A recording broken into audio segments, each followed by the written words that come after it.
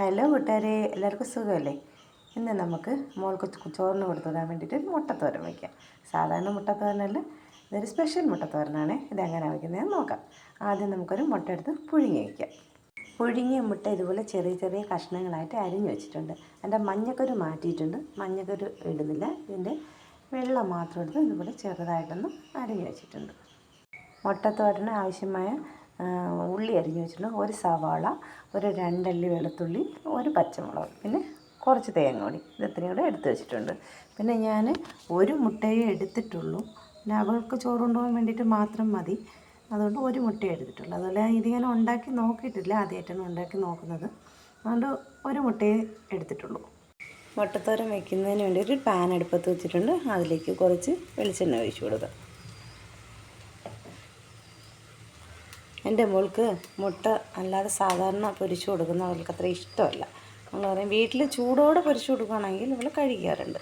ഇതെന്ന് പറഞ്ഞാൽ സ്കൂളിൽ കൊണ്ടുപോകാനായിട്ട് ചോറ് ഉച്ചയ്ക്ക് തുറക്കുമ്പോഴേക്കും ഒരു വല്ലാത്തൊരു സ്മെല്ല് വരുമെന്ന് പറയും. അതുകൊണ്ട് മുട്ട പൊരിച്ച് അങ്ങനെ കൊണ്ടുപോകാറില്ല. അതുകൊണ്ട് ഇങ്ങനെ ഒന്ന് വയ്ക്കാൻ വിചാരിച്ചു. എണ്ണ ചൂടായി വന്നിട്ടുണ്ട്. അതിലേക്ക് കുറച്ച് കടുക് ഇട്ടു. അതുകൊണ്ട് കറിവേപ്പില കൂടെ ഇട്ടിട്ടുണ്ട്. 2 പച്ചമുളകും കൂടി ഇട്ട് കൊടുക്കാം.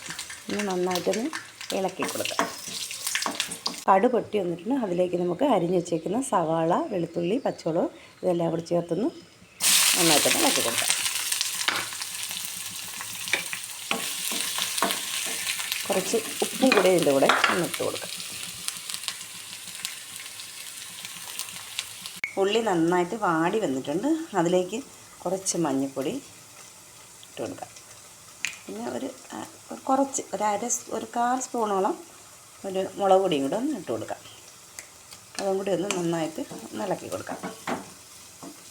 ഇതിലേക്ക് നമുക്ക് ഈ ചെരുവി വെച്ചേക്കുന്ന തേങ്ങ കൂടെ ഇട്ട് കൊടുക്കാം. ഇത് കൈ കൊണ്ടൊന്ന് ഞെരടിയ തേങ്ങയാണ്. അതും കൂടി ഒന്ന് ഇതിനകത്തേക്ക് ഇട്ടൊന്ന് ഇളക്കി കൊടുക്കാം.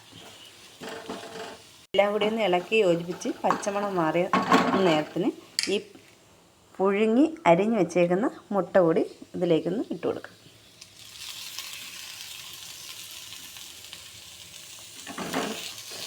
നന്നായിട്ടൊന്ന് മിക്സ് ചെയ്തെടുക്കാം.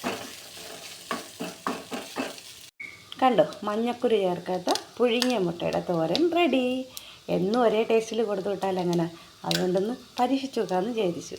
അപ്പോൾ ഓക്കെ, ബൈ.